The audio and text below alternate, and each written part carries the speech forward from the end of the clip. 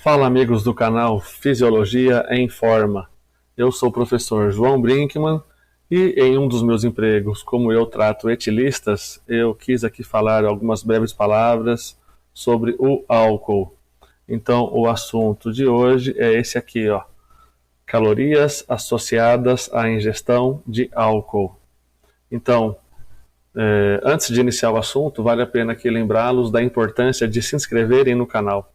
Se inscrevam no canal e ativem as notificações para que vocês possam aí ser avisados dos próximos vídeos.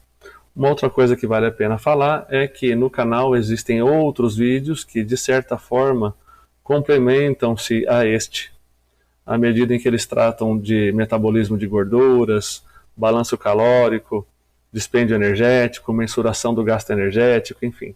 Vale a pena depois dar uma olhada nesses outros vídeos. Então, indo ao assunto de hoje.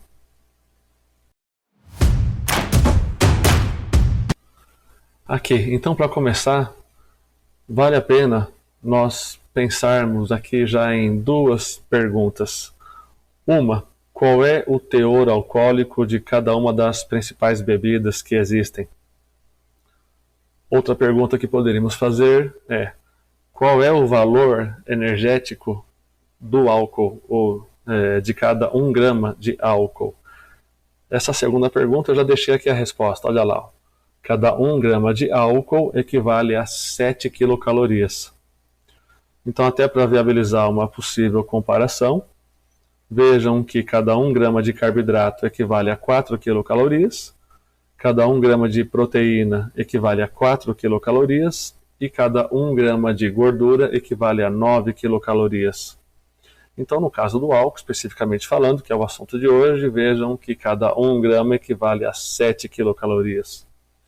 Então, para responder agora a primeira pergunta, que era sobre o teor alcoólico, então, das principais bebidas, vejam que há variações possíveis entre as diferentes marcas.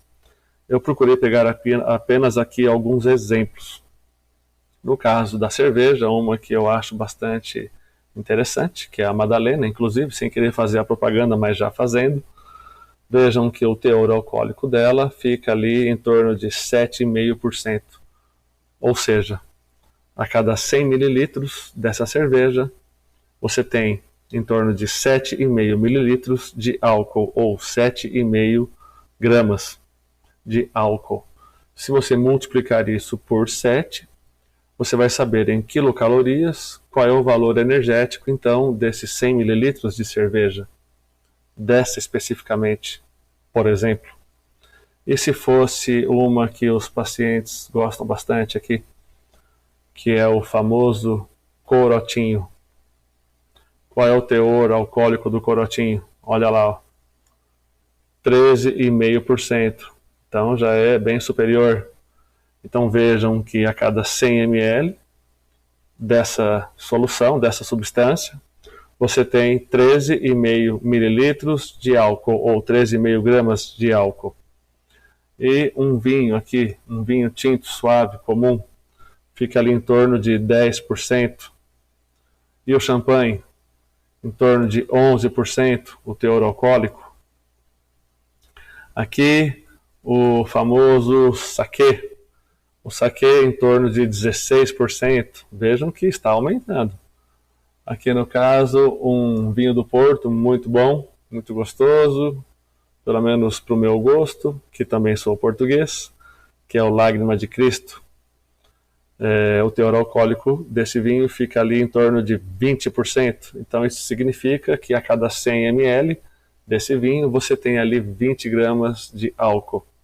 Vezes 7, 140 quilocalorias. Então em 100 gramas desse vinho. E aí tem que ver se vai tomar os 100 mililitros desse vinho. Vejam que eu estou usando de forma intercambiável mililitros e gramas. Bom, uma outra bebida aqui, bastante consumida, que é a vodka. No caso dessa vodka aqui, o teor alcoólico fica em torno de 37,5%. E a pinga, famosa aqui, ó, 51%. quase 40% já o teor alcoólico. Vejam que aqui já é bem superior à cerveja. Então faz muita diferença tomar pinga ou tomar cerveja.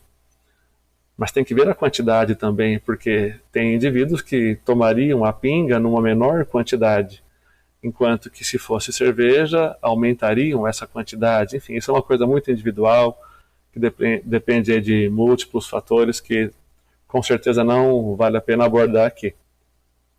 Aqui eu coloquei uma tequila, a tequila, e também aqui ao lado eu coloquei o rum. Vejam que essas duas bebidas têm um teor alcoólico ali também próximo a 40%. E depois eu coloquei aqui um conhaque, em torno de 40% ali. E aqui eu coloquei um gin, então 47% o teor alcoólico, já bem superior. E depois, aqui o whisky. Eu, sinceramente, não... isso não é para o meu gosto, vamos dizer assim, mas há quem goste, né? E vejam lá, ó, 56% o teor alcoólico, até chegarmos aqui no famoso absinto, que pode chegar ali a fenomenais 90% de teor alcoólico, uma coisa, né, bem grande, vamos dizer assim. Agora então, vejam que eu falei em quilocalorias e em teor alcoólico, para que possamos, a partir desses dados, conseguirmos aí calcular qual poderia ser uma ingestão calórica a partir da bebida, dessas diferentes bebidas que eu coloquei aqui nesse vídeo. Agora então eu poderia fazer uma outra pergunta. Tanto faz o que se ingere, sendo que o que importa apenas é a quantidade em quilocalorias? É claro que não, faz toda a diferença o que é ingerido. Eu até deixei aqui por escrito, vejam, nem todas as calorias associadas ao que é ingerido exercem a mesma influência no metabolismo ou sobre o metabolismo. Então, se a pessoa vai ingerir carboidrato, gordura, proteína ou álcool, faz toda a diferença. Se ela vai ingerir alimentos que têm fibras ou alguns minerais, vitaminas, isso faz diferença.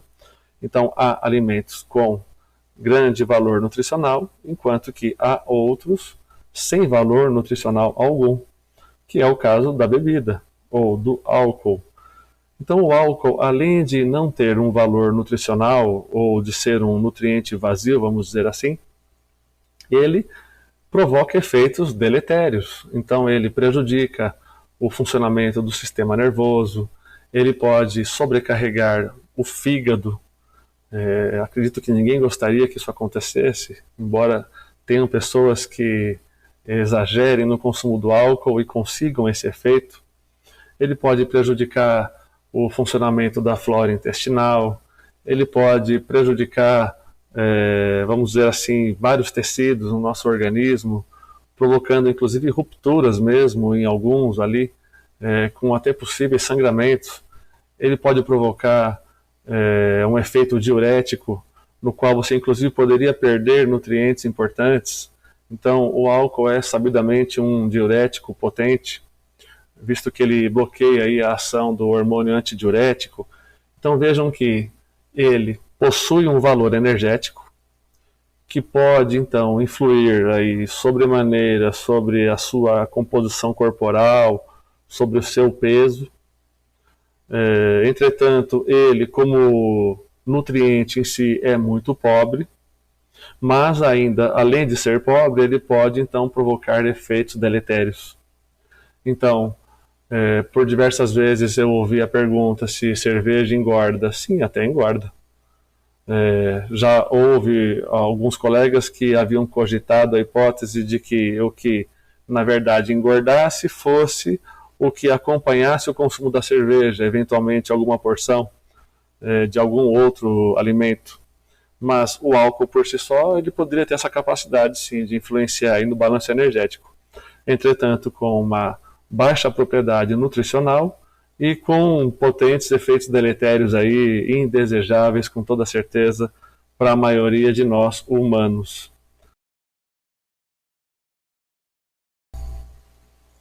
Então, pessoal, vale a pena frisar aqui que bom mesmo para ser bebido é a água, tá bom? Bebam água, isso é ótimo.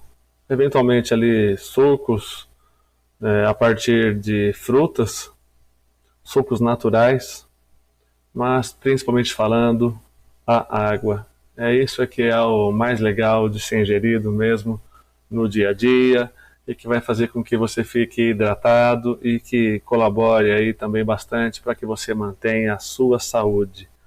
Tá bom? Então o vídeo de hoje foi esse e até o próximo.